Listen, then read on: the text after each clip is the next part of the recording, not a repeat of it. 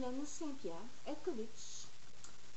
Je vous fais cette vidéo-là dans le but, tout simplement, d'avertir les Québécois et de leur donner des outils pour qu'ils soient capables de dire non à un accommodement religieux. J'avais mon salon de coiffure sur Queen Mary et ici à Montréal, et j'ai eu à plusieurs reprises à dire non à des accommodements. Lorsqu'une jeune musulmane est venue se faire engager, elle m'avait demandé si tout était correct, et moi j'ai dit oui, tu peux venir, je vais t'enseigner les rudiments du métier. Et tout allait bien jusqu'au à peu près 2-3 mois après.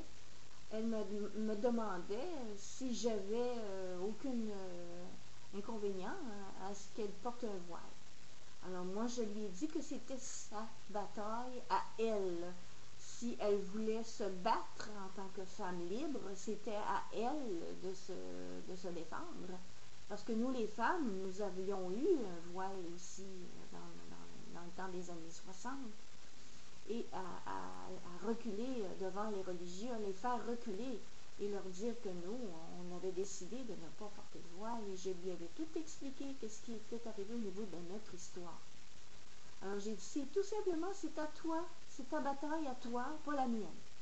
Maintenant, c'est un salon de coiffure. Est-ce que tu veux travailler dans un salon avec un voile? C'est ta décision. Mais c'est un salon de coiffure. On veut vendre un produit, on veut vendre comment on coiffe, comment on procède à faire la coiffure et de rendre justement les cheveux libres d'une femme pour que le vent passe dans ses cheveux. Alors, ça serait difficile avec un voile, hein, vous voyez.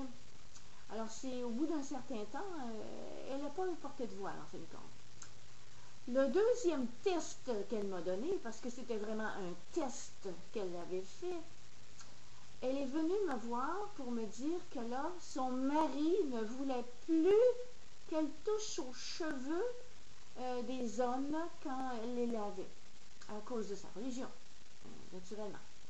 Alors moi, je lui ai dit tout simplement, lorsque ça coûte de l'argent, quand ça coûte de l'argent, on doit dire non.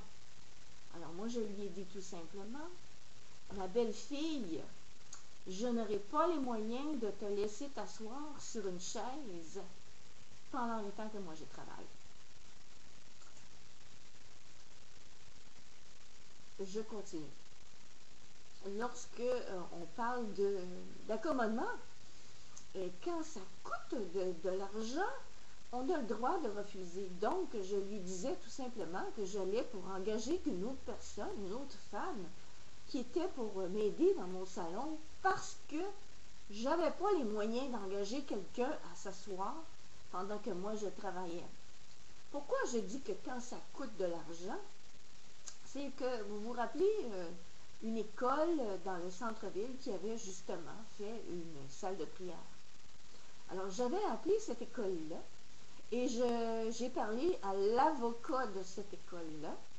Et lui m'a dit tout simplement, lorsque on peut dire non à un accommodement, c'est lorsque ça coûte de l'argent. Alors, l'école aurait pu dire non à une salle de prière lorsque ça coûte de l'argent à une école, comme prendre une pièce et pénaliser tout le reste d'un groupe.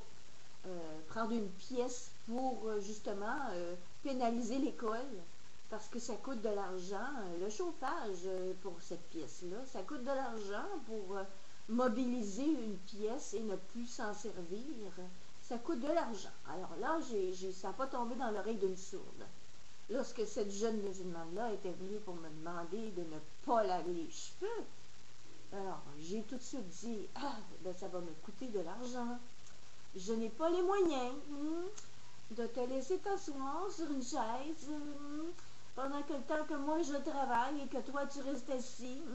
Alors je n'ai pas le droit de laisser passer cette chance-là de dire non. Et je l'ai pris.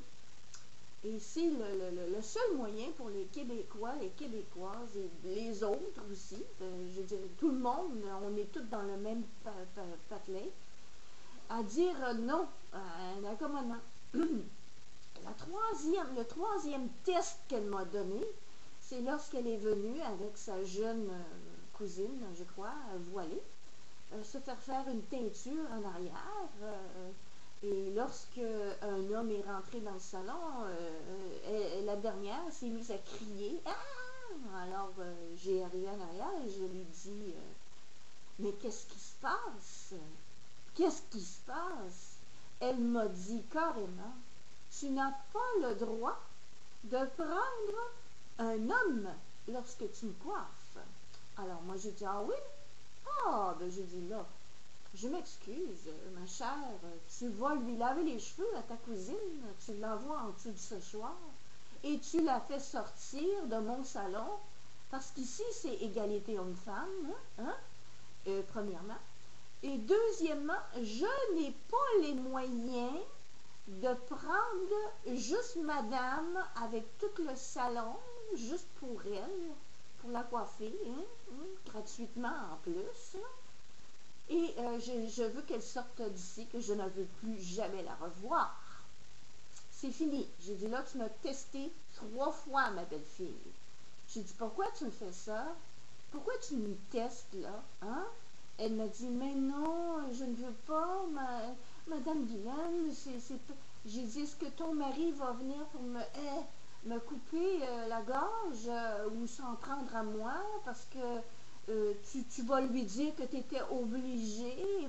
J'ai dit, moi, je ne veux pas de trouble. Ah, surtout avec ton mari, hein? Parce que j'ai dit, s'il n'a pas vu le diable, hein? Ben, j'ai dit, là, il va le voir, hein?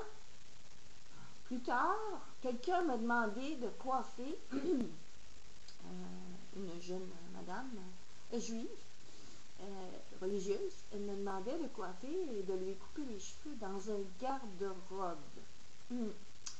Encore là, j'ai dit, je m'excuse.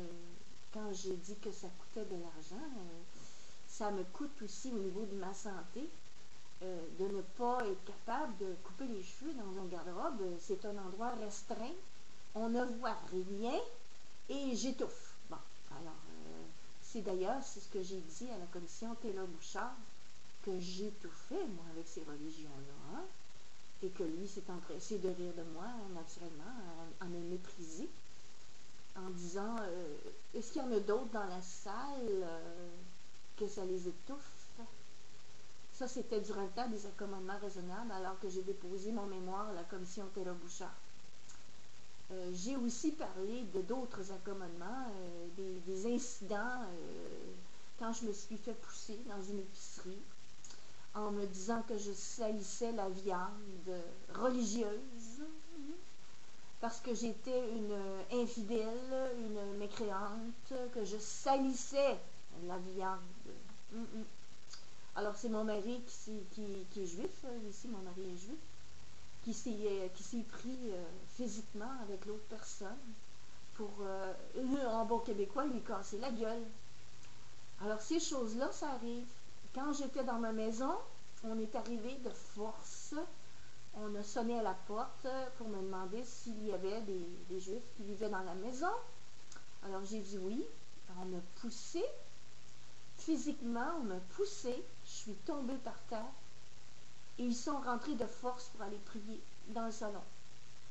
Alors mon mari, encore une fois, et mon beau-père, dans le temps qu'il était vivant, s'en sont pris à eux en leur demandant de sortir de notre maison. Mais voyons quand même. Là. Alors mon mari a dû physiquement les prendre de force par le collet pour les sortir de la maison physiquement. Alors moi, la commission Taylor-Bouchard, je leur ai dit ceci. C'est impératif que ces gens-là, arrivent avec des attitudes de dominance et pour nous dire, en fin de compte, que ce doit être eux, parce que, à cela, la loi de Dieu, hein, pour leurs dieux eux autres, les dieux d'un autre, les dieux d'un autre, hein, on peut parler de plusieurs dieux. Il va falloir manger des claques à la gueule peut-être un jour, je ne sais pas. Jusqu'où ça va aller, ces histoires d'accommodement-là? Alors moi, je viens vous dire aujourd'hui, d'accord, il y en a des gens qui sont corrects. Chez les musulmans, chez les juifs, chez les catholiques, on est tous d'accord là-dessus. Il y a juste des petites minorités qui font du trouble.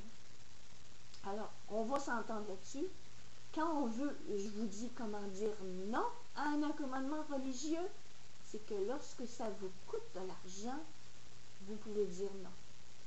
Lorsque vous devez acheter, je ne sais pas moi, un lavabo, hein, un petit lavabo que vous pouvez installer dans un coin parce qu'on vous demande d'installer un lavabo, mais ça vous coûte de l'argent, refusez, dites non.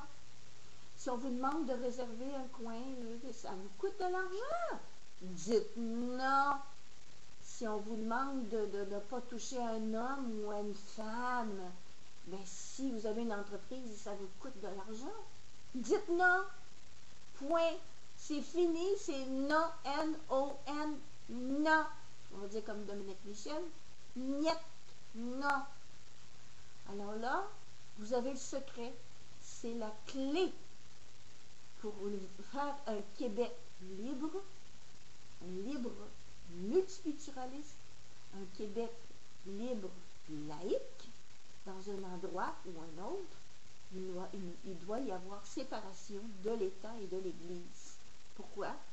Parce qu'on ne veut pas justement que ces religieux-là nous imposent leurs lois.